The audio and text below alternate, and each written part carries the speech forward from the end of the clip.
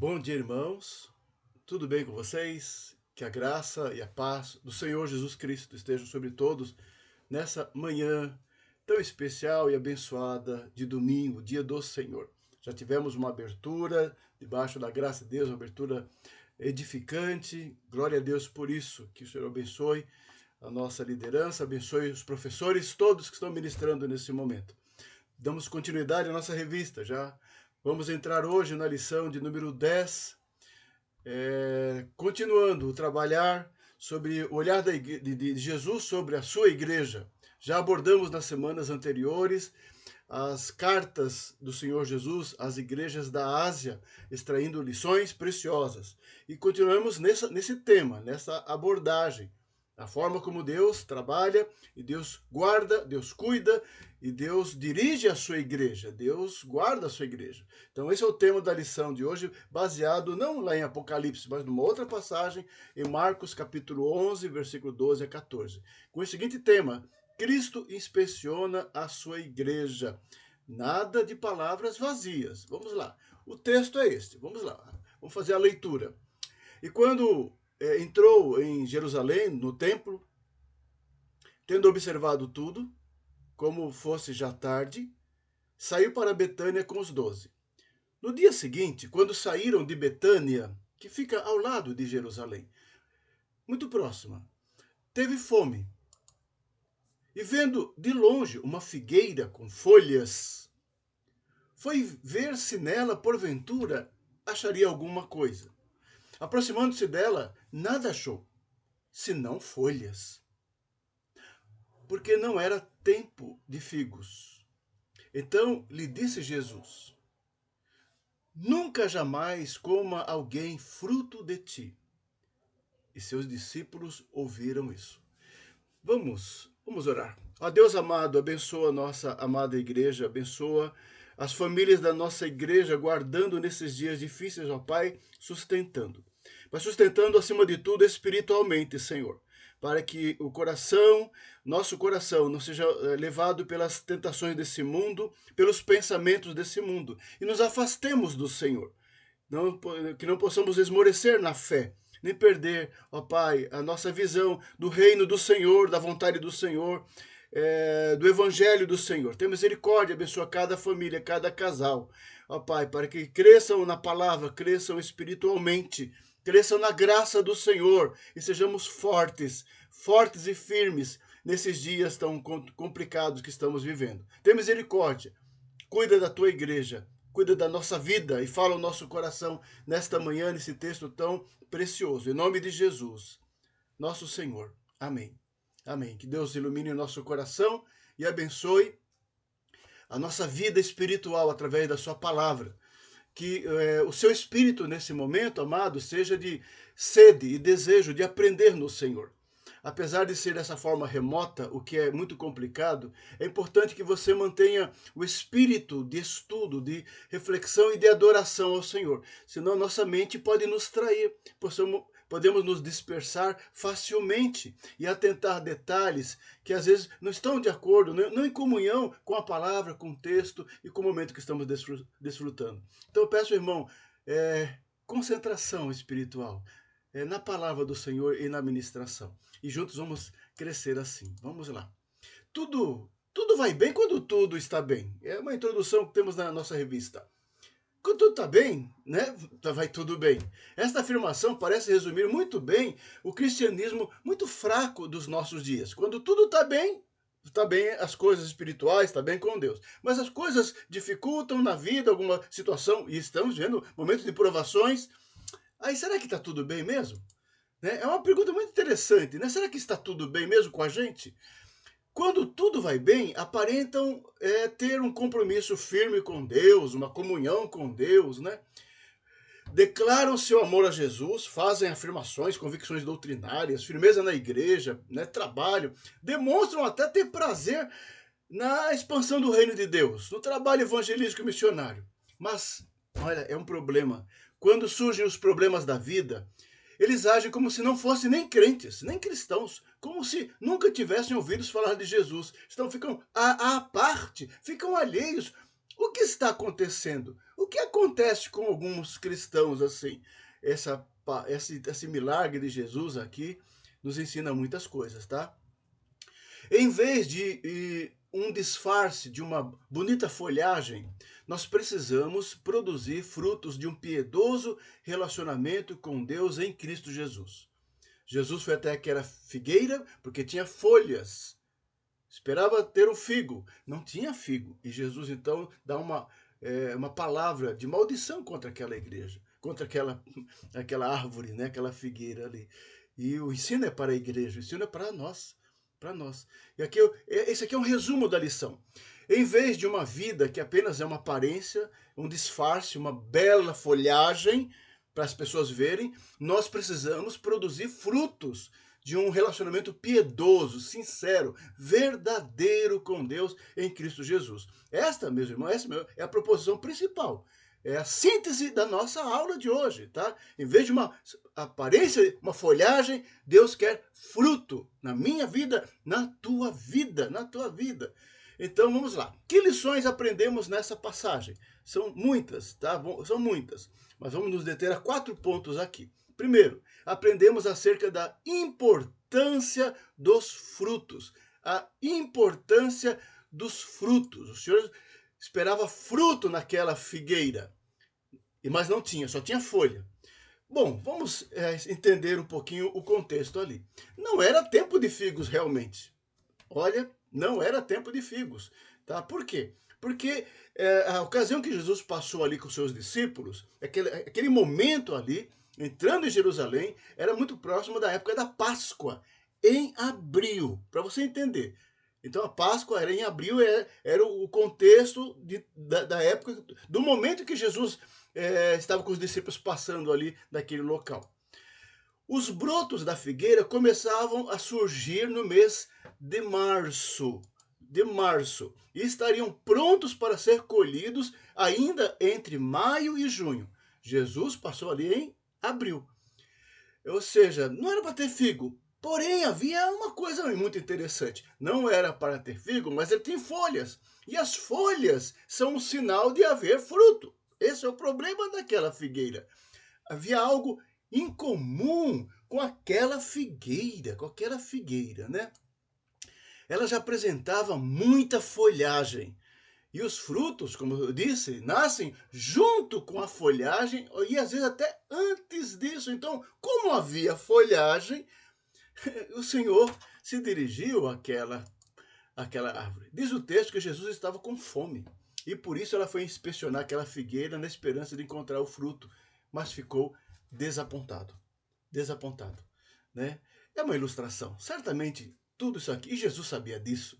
Ele estava usando aquela situação para ensinar os seus discípulos e a ensinar a igreja também, ao amaldiçoar a figueira. Jesus quis ensinar que sem frutos ninguém verá a Deus.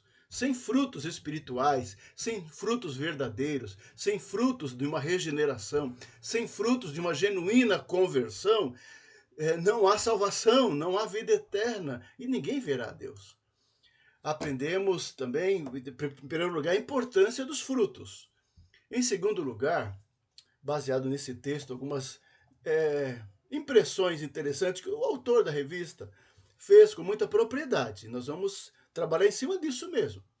Aprendemos acerca do perigo de uma vida de aparência, que era o caso ali da figueira. Uma folhagem toda na árvore, mas não havia fruto. Havia a aparência de que havia frutos, figos, e não havia. É um perigo. Vamos usar isso como ilustração para a vida cristã. Para a vida cristã, viver de aparência infelizmente, é uma triste realidade. Não só abordando o ambiente cristão da igreja, mas na vida humana, no comportamento humano, é muito natural. Viver de aparência. Vamos falar sobre isso. Muitas pessoas que se declaram cristãs aparentam ter um compromisso sério com Deus e com a fé cristã. Muita gente professam a verdadeira religião, o amor a Jesus, mas nos momentos das crises de relacionamento, das crises financeiras, e muitas pessoas estão passando. E os problemas da vida em geral, eles vão atrás de soluções, não na palavra, não na oração, não na igreja, não na vontade de Deus, mas nas coisas do mundo, no mundo. Na hora que aperta mesmo, aperta a vida, aperta o problema, coisa chega, as pessoas como que espalham, fogem e procuram soluções de outras formas e não a vontade de Deus. Só folha. Só tem folha. Na hora H não tem fruto. É por essa razão que consegue engana os outros irmãos. Engana a mim, engana os demais irmãos por algum tempo. Por algum tempo engana. Parece que é crente mesmo, que é firme mesmo, né, que está comprometido. Mas isso não dura muito. Aquilo que não é verdadeiro não tem raiz. O que não tiver raiz não vinga. O que não tiver raiz não vinga. Não vinga, não dura muito. Viver da aparência é um grande engano, porque às vezes ninguém consegue impressionar todas as pessoas ou enganar todas as pessoas o tempo todo. Pode enganar alguns algum tempo, e até si mesmo, mas todas jamais. Muito menos a Deus, meu irmão. Muito menos a Deus. Ninguém consegue enganar a Deus jamais, porque Deus conhece os corações. Deus conhece o que está no interior, a sinceridade, a verdade de cada um. Deus não olha aparências. Nós julgamos pelo aquilo que nós vemos. Isso é muito insensato, não é sábio. Nós julgamos pelas nossas impressões. Deus julga os corações, Deus sabe as intenções, a verdade do ser humano, do coração humano. Deus jamais pode ser enganado. Nunca Deus é enganado. Jamais. Nem por um breve momento. Não tem como. Por isso é um perigo muito grande enganar-se, enganar os outros e tentar enganar Deus. Viver de aparência incorre em alguns pecados. O nosso autor querido, ele destacou isso e é correto. Viver de aparência acarreta, com certeza, né? É uma vida mentirosa. Viver de aparência é uma vida mentirosa. Pelo menos 3 pecados: orgulho, mentira e hipocrisia. Orgulho, mentira e hipocrisia. Vamos abordar esses 3 aspectos de uma vida de aparência, né? Orgulho. Porque a pessoa se superestima. É orgulho, né? É uma folhagem. Né? Ela se superestima e ela acredita que as outras pessoas o olhem, o admirem como ele acha, como ele imagina. Né? É como interessante o olhar que temos de nós mesmos, quando não é segundo a palavra, o olhar que achamos que os demais tenham de nós. É muito interessante quando a gente tem uma vida de aparência, né? A gente quer agradar, quer satisfazer, isso é é uma tolice, né? É uma insensatez, é uma estutícia, porque não tem valor. Viver de aparência ilude o coração, ilude a pessoa, e ela passa a se comparar com os demais, ela é a régua de comparação, então ela fica comparando os demais, a sua régua, que é si mesmo. Então é uma vida de ilusão. Eu sei mais do que aquele, eu tenho mais do que aquela outra, eu faço melhor do que aqueles. Então é assim, sabe? Assim, é a aparência social, ilusória, enganosa. Deus quer ver a autenticidade do nosso coração, dos nossos atos, de nossas ações, dos nossos pensamentos corretos, verdadeiros, justos, honestos, bondosos, generosos. Sim, porque esse é um coração cheio da graça, trabalhado pela graça. Os seus olhos são bons, os seus olhos são justos, com relação ao próximo, com relação àquele que está ao seu derredor, e correto em relação a si mesmo. Ele sabe das suas limitações, das suas falhas, dos seus problemas, das suas questões diante de Deus.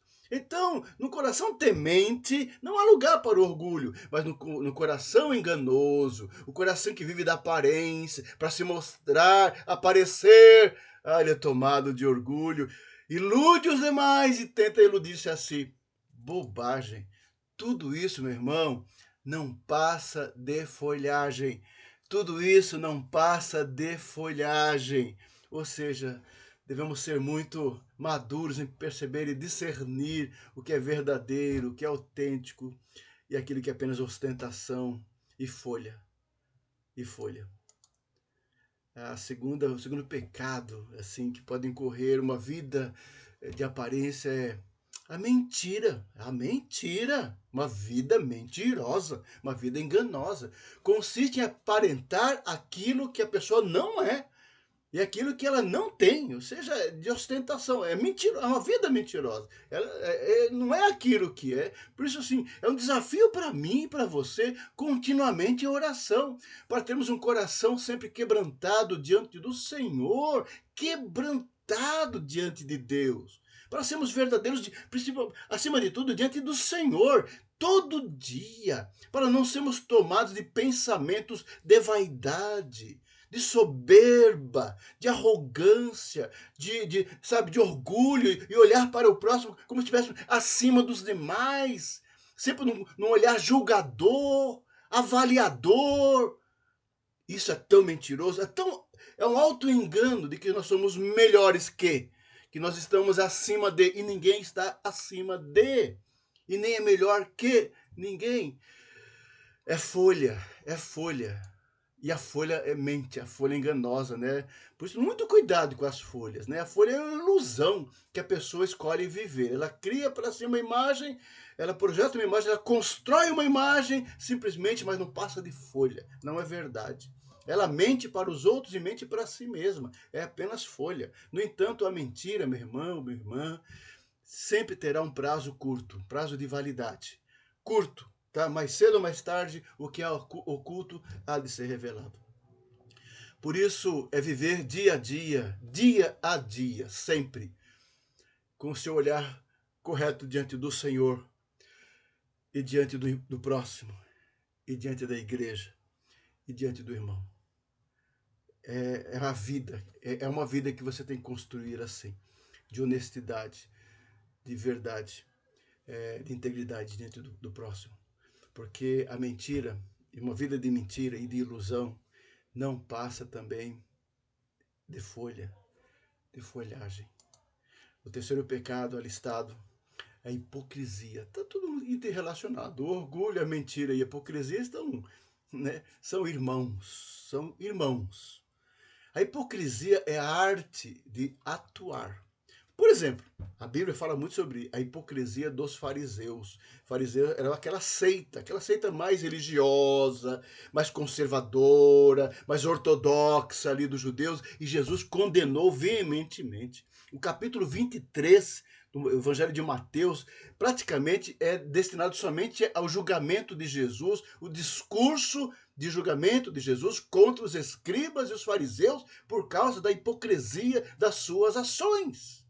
Eles eram especialistas nessa arte de hipocrisia religiosa. Eles arrancavam a admiração do povo pela ostentação da sua religiosidade. Eles oravam nas ruas, em alta voz, eles paravam nas praças para orar, assim, e todos se admiravam da apresentação que eles faziam nos lugares, os seus discursos inflamados em devoção à lei, em a tradição rabínica e tantas outras coisas, assim. Quantas e quantas vezes os discípulos foram procurados por escribas, por fariseus, questionando o comportamento deles e de Jesus? Quantas vezes houve esses pequenos conflitos ali por causa da hipocrisia religiosa, folhagem, nas suas roupas, nos seus filactérios. Filactérios são pequenos objetos em que eles colocavam textos das escrituras e assim numa caixinha de couro e colocava sobre uma cinta na cabeça. Filactérios, para mostrar que eles tinham a palavra de Deus. Meu Deus do céu! Meu Deus do céu! Quanto ensinamento nós temos nos evangelhos sobre esse comportamento deles. Jesus condenou a hipocrisia religiosa deles. Viviam de aparência, Quem vive de aparência não pode ser um servo de Cristo. Como os fariseus, tinha que ser quebrantado. Jesus se assentou com publicanos e pecadores e ganhou homens e mulheres, transformando o coração dos homens quebrantados, de uma vida passada desregrada, mas convertida e transformada, porque houve arrependimento e quebrantamento. Assim, Jesus alcançou os feridos não só fisicamente, mas os feridos de alma, né? Os doentes, não apenas fisicamente, mas os doentes de alma. Mas os fariseus eram duros, eram incrédulos, coração enrijecido no seu orgulho, na sua hipocrisia, na sua mentira, eram folhagem. Quem vive de aparência não pode ser servo de Cristo. Gálatas 1:10, Paulo fala: porventura procuro eu agora o favor dos homens? Ou de Deus? Ou procuro agradar a homens? Paulo dizendo: se agradasse ainda a homens, não seria servo de Cristo. Então, assim, viver de folhagem, ser apenas folhagem, é simplesmente agradar as pessoas, aos homens. Mas o servo de Cristo não vive de aparência, ele quer agradar a Deus. Agradar a Deus, não os homens. Gálatas 2:6, Paulo fala: e quanto àqueles que pareciam ser de maior influência, quais tenham sido outrora, não me interessa, Deus não aceita a aparência do homem. Esses digo que me pareciam ser alguma coisa, nada me acrescentaram.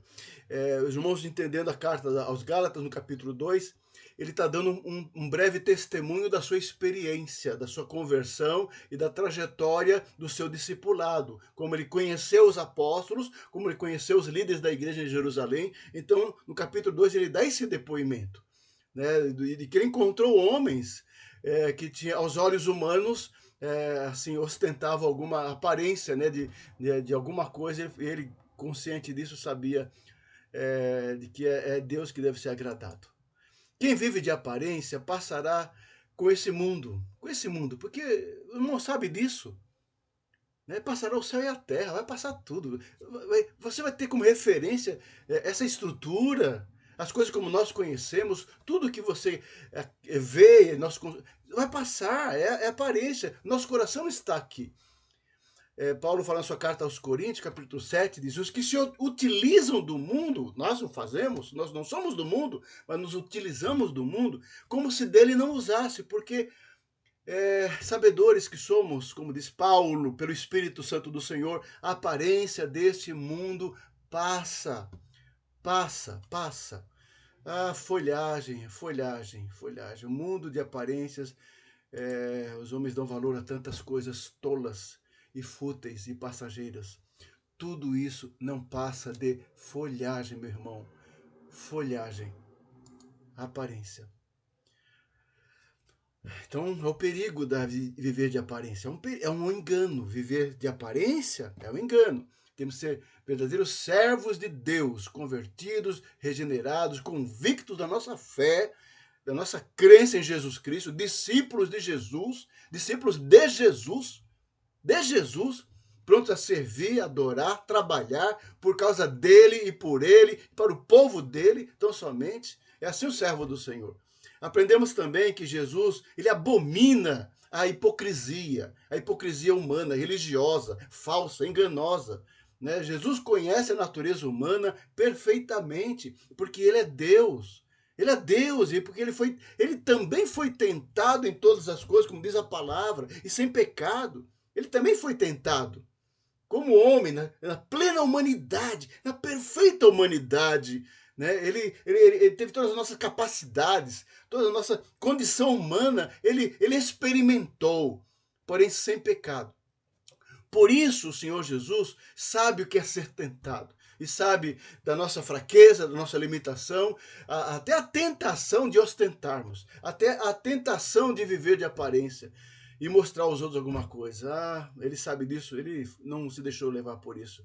Ele sabe, nosso Senhor, o quanto a aparência deste mundo, as pessoas, as amizades, a cultura, o nosso ambiente, o ambiente que nos cerca, exerce influência sobre todos nós. Ele sabe dessa luta, dessa batalha, para moldar o nosso viver e o nosso comportamento. Ele sabe disso, por isso ele espera que nós não tenhamos apenas folhas.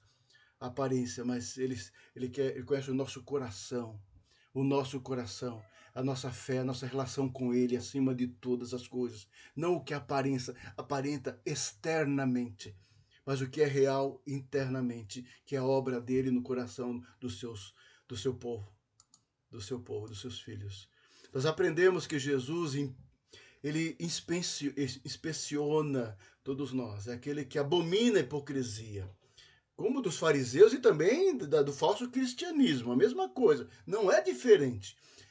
Jesus inspeciona a todos nós. Ele, como as cartas lá das 7 igrejas da Ásia, como ele dizia, eu conheço as tuas obras. Ou seja, em cada uma das cartas, é o Jesus que está no meio da sua igreja, em todos os tempos, em todos os lugares, e entre nós, inspecionando, assim, não apenas as obras, mas inspecionando a verdade do nosso coração, do nosso discurso, né, do comportamento. Jesus inspeciona, irmão. Será que nós conseguimos imaginar o olhar de Jesus sobre nós? Vou te contar uma experiência. Vou relembrar a experiência de Pedro. Pedro, escolhido do Senhor, discípulo do Senhor, amado do Senhor, né? Amado do Senhor. Mas Pedro teve uma experiência muito particular. Jesus avisou a ele que ele iria negar Jesus. Pedro, num certo momento, Pedro falou que não, que ele estava pronto a dar a vida por Jesus. Isso lá no final, na última semana, tá? Nos últimos dias mesmo. Aí Jesus o adverte de que ele haveria de negá-lo 3 vezes antes que o galo cantasse. Isso aconteceu. Quando Jesus foi preso, foi levado lá para a casa do sumo sacerdote para ser interrogado, e Pedro seguiu e ficou entre os servos ali de uma noite triste, uma noite muito triste, enquanto Jesus estava sendo julgado, falso testemunho, mentiras e açoites. Pedro do lado de fora, por três vezes, ele é questionado por ser um discípulo de Jesus e ele nega. Não, eu não conheço. Segunda vez, não, eu não conheço este homem. Terceira vez, eu não conheço esse homem. E o galo cantou. Aí diz o texto lá em Lucas 22, 61. Presta atenção. Então, voltando-se, o Senhor fixou os olhos em Pedro. Fixou os olhos em Pedro. E Pedro se lembrou da palavra do Senhor, como lhe dissera: hoje 3 vezes me negarás antes de cantar o galo. Então Pedro saiu dali e chorou amargamente. O olhar de Jesus o levou a um profundo arrependimento. Meu irmão, seja sincero em suas orações com Deus e com Jesus ao falar com o Senhor. Que as nossas orações não sejam superficiais, sejam verdadeiras, corações quebrantados diante do Senhor, abrindo tua alma, tua vida diante de Deus, que olha.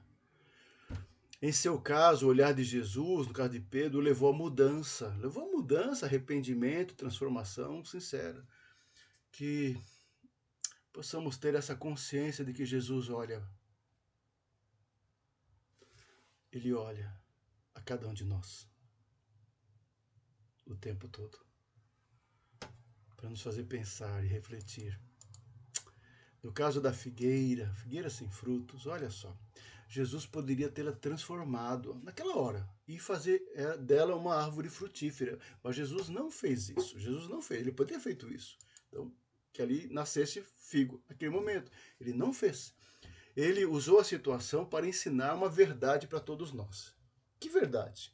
De que haverá um julgamento iminente, onde não haverá mais chance de arrependimento. Ele foi até a árvore e não tinha fruto. Era para ter fruto, porque já tinha folha. Aí, como não tinha folha, Jesus a jogou, amaldiçoou aquela árvore para não nascer mais fruto dela. Jesus ilustrou naquela figueira o seu olhar de inspeção no dia do julgamento. No dia do julgamento. Que lição urgente para todos nós, meu irmão. Que lição urgente para a gente pensar seriamente.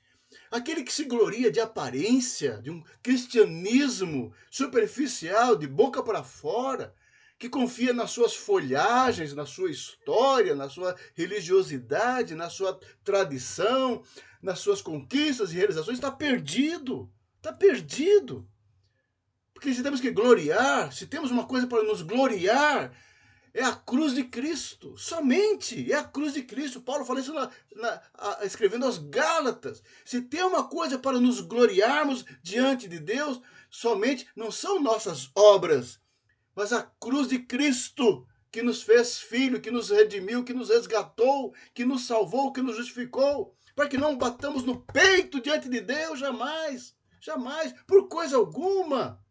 Aquele que acredita que apenas sendo membro de uma igreja, cantando, orando, fazendo algumas coisas para mostrar para os outros, e acha que isso é suficiente para a salvação, está perdido. Está perdido. É folha. Essa pessoa pode ter uma grande decepção ao perceber que não é e nunca foi um verdadeiro filho de Deus. Folha sem fruto. É para a gente pensar. A palavra de Jesus para aquela figueira foi: nunca mais nasça fruto em ti. Do mesmo modo como Jesus disse: nunca mais nasça fruto em ti, assim também Jesus a qualquer instante vai dizer àqueles que confiam em si mesmos e se orgulham apenas de si mesmo: nunca mais nasça fruto em ti. É o momento de ter uma decisão séria com Deus na sua vida, meu irmão, meu amigo, nesta manhã. Tomar uma decisão séria, entregar sua vida a Jesus e confessar como Senhor e Salvador, entregar inteiramente, totalmente a Jesus Cristo, como nunca fez. Dobrar os seus joelhos e orar: Senhor, tem misericórdia de mim, tenho me enganado, estou enganando minha família, estou enganando as pessoas que estão ao meu derredor, mas o meu coração está frio, meu coração está vazio, meu coração não sente a tua presença. Senhor, tem misericórdia, entra na minha vida e faz diferença, Jesus. Entra no meu coração, Jesus. Ore, amado, fale com Deus, clame aos céus, peça para que Ele faça uma obra na tua vida, né?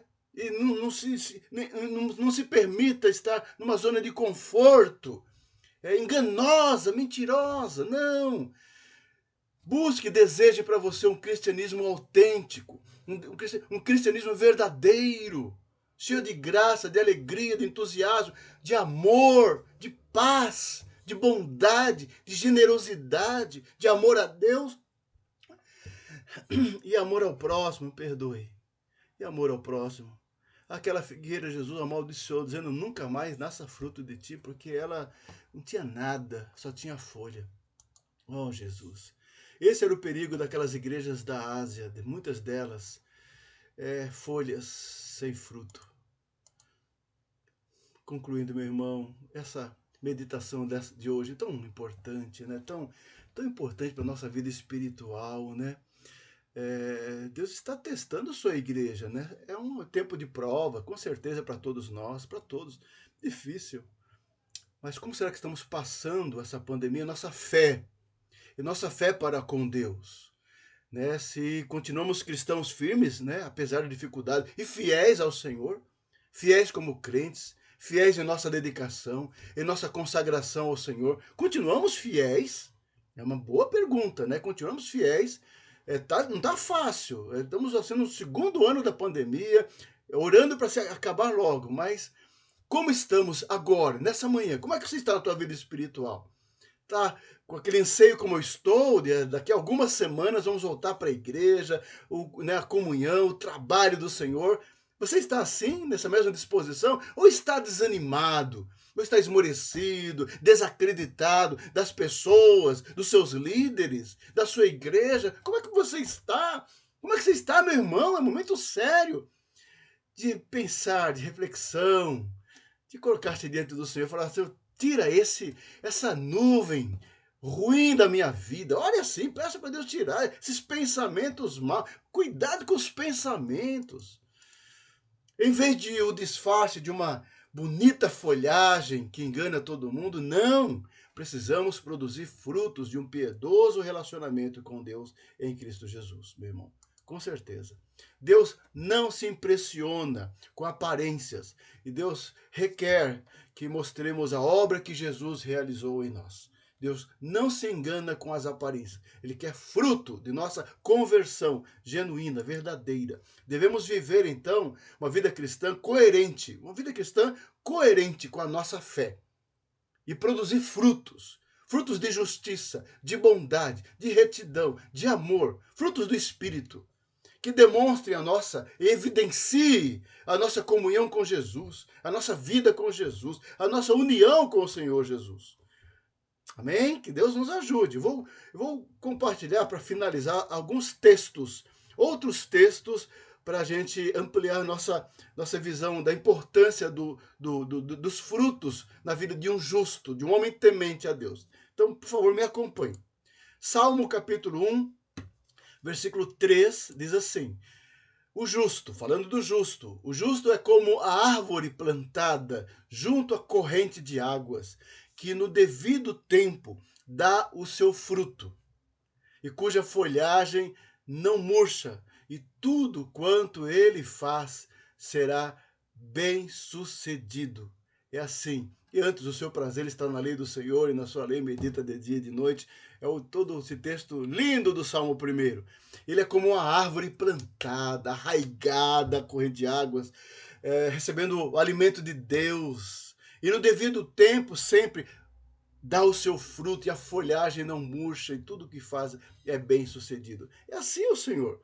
É assim a vida que o Senhor espera. Como Jesus esperava a figueira com o seu devido fruto, o Senhor espera de mim e de você frutos da nossa vida. Fruto. Jeremias 17, é muito interessante essa passagem. Olha, porque ele é como a árvore plantada. Está falando do justo também. É o profeta Jeremias. Porque ele é como a árvore plantada junto às águas, que estende as suas raízes para o ribeiro e não receia quando vem o calor. Mas a sua folha fica verde, e no ano da sequidão não se perturba, nem deixa de dar fruto. Que interessante essa passagem, esta profecia, né? Interessante como os dias que nós estamos passando de sequidão, de seca, de dificuldade, de provação da igreja. Aquele que é justo está plantado, ele não deixa de dar fruto, e a folhagem é verde, é bonita sempre. Com pandemia ou sem pandemia, meu irmão, o crente que é crente, ele vence tudo isso. Porque enganoso é o coração, mais do que todas as coisas, e desesperadamente corrupto, sabe? O coração humano é muito enganoso, né? Nossos pensamentos, né? Nossos juízos, né? Nossas conclusões. Tomemos muito cuidado de não sermos levados pelo nosso coração, que é enganoso. Diz o profeta: quem o conhecerá? Eu, Senhor. É fantástico isso. Que lindo, que maravilhoso. Eu, o Senhor, esquadrinho o coração. Eu provo os pensamentos. E isto para dar a cada um segundo o seu proceder. A cada um segundo o fruto das suas ações. Meu irmão, cada um de nós vai responder a Deus por suas próprias ações. Cada um de nós vamos responder por nossas próprias ações. Então, assim, temos que cuidar da nossa vida e como vivemos diante do Senhor. Vivemos uma época tão complicada, as pessoas estão de olho na vida dos outros, mais preocupado com a vida dos outros do que consigo mesmas. Folhagem. Enganoso é o coração. Aquele que é justo, ele não deixa de dar fruto. Sabe o que importa? Que esse fruto seja visto por Deus, aquele que esquadrinha os corações. Amém? Que bênção. A profecia, a palavra de Deus é tremenda. Mateus 7 diz assim, olha, pelos seus frutos os conhecereis, disse Jesus. É o final do Sermão do Monte. Colhem-se porventura uvas dos espinheiros? Ou figos dos abrolhos? Notem o detalhe, figos. Assim também toda árvore boa produz bons frutos, Porém, a árvore má produz frutos maus. Não pode a árvore boa produzir frutos maus, nem a árvore má produzir frutos bons. Toda árvore que não produz bom fruto é cortada e lançada ao fogo. Assim, pois, pelos seus frutos os conhecereis, disse Jesus. Na sequência ele vai dizer, nem todo que me diz Senhor, Senhor, entrará no reino de Deus. Porque Deus julga e prova os corações, ele esquadrinha os corações, ele não se engana com a folhagem. Aí um texto maravilhoso, João capítulo 15, Jesus fala, eu sou a videira verdadeira, o meu pai é o agricultor. Todo ramo que estando em mim não der fruto, ele o corta, e todo que dá fruto limpa, para que produza mais fruto ainda. Vós já estáis limpos pela palavra que vos tenho falado. Por isso, disse Jesus, ele está conversando, é um discurso aos discípulos. É um discurso aos seus discípulos, em particular. Ele diz assim, permanecei em mim, e eu permanecerei em vós. Como não pode o ramo produzir fruto por si mesmo. Não. Se não permanecer na videira, assim também nem vós o podeis dar, se não permanecerdes em mim. O fruto só é dado para quem estiver ligado à videira, permanecer na videira. Aliás, é por causa da videira que o ramo dá fruto. O ramo sozinho não dá fruto, ele está ligado à videira. Assim é o crente. Assim é o crente. O fruto verdadeiro é porque nós estamos pela obra do Espírito Santo na vida, na tua vida, na minha vida. É ele que faz a obra. A obra não é minha, a obra não é tua. Nós achamos que nós somos tão cheios de obras, né? A obra é do Senhor através de nós. Essa é a verdadeira obra e o verdadeiro fruto. Aí Jesus fala, eu sou a videira, vós... eu sou a videira, vós os ramos, porque se... peraí, houve uma falha aqui. Eu sou a videira, vós os ramos, porque sem mim nada podeis fazer. Quem permanece em mim e eu nele, quem permanece em mim e eu nele, esse dá muito fruto. Vamos corrigir aqui. Aqui, peraí. Vamos lá. Não. Aqui.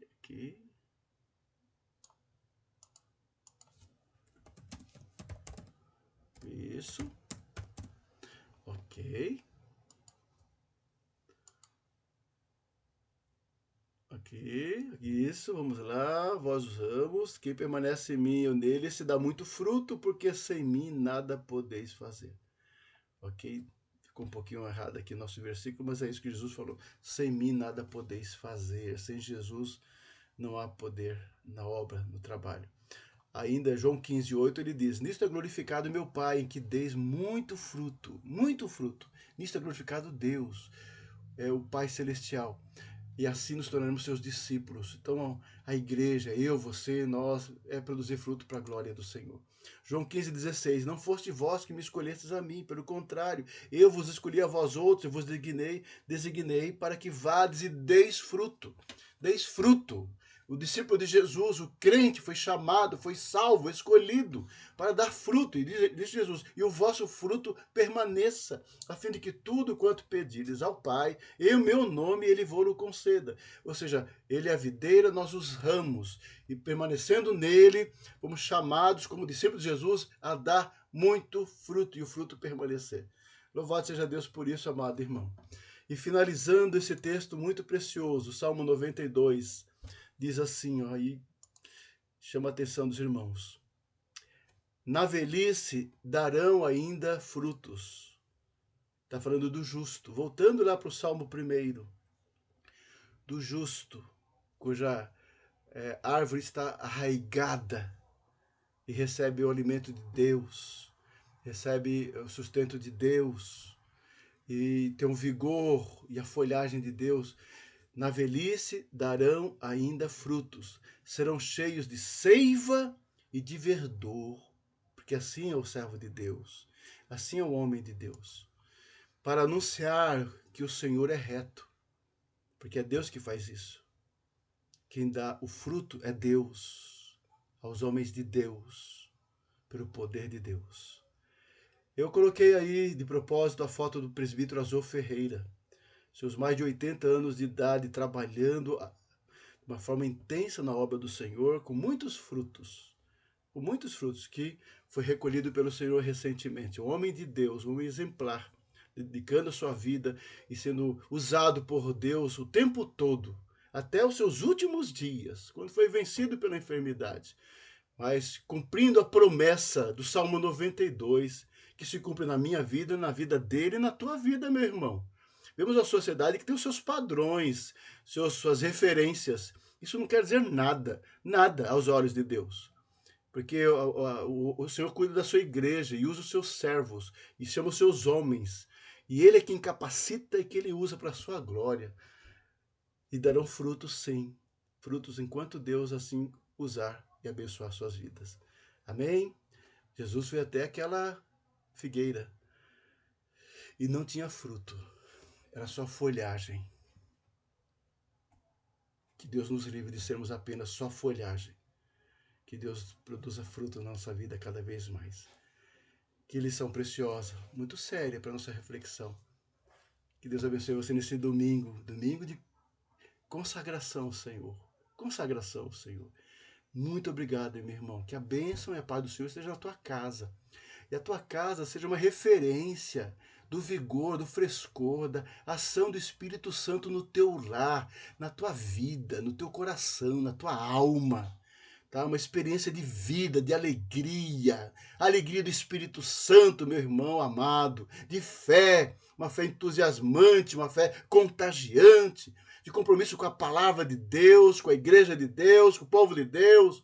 Logo mais à noite teremos um culto de adoração ao Senhor, ainda de forma remota, mas logo em breve teremos presencialmente. Mas o importante é o espírito de culto, meu irmão. O espírito de reverência, de comunhão espiritual com o povo de Deus.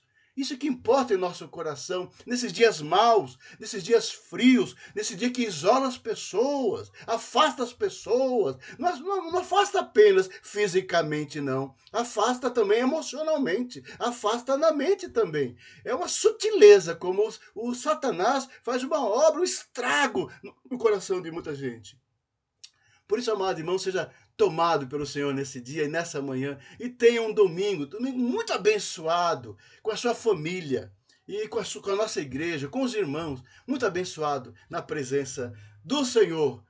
E que esse figo, nessa lindo figo aqui, seja uma ilustração da tua vida bonita, tua vida linda diante do Senhor. Trabalhe com alegria para o Senhor, trabalhe para a glória de Deus. Seja uma vida digna diante do Senhor. Que não haja apenas folha, mas fruto em nossa vida. Amém? Fique com Deus, meu irmão. Muito obrigado. Fique na paz do Senhor.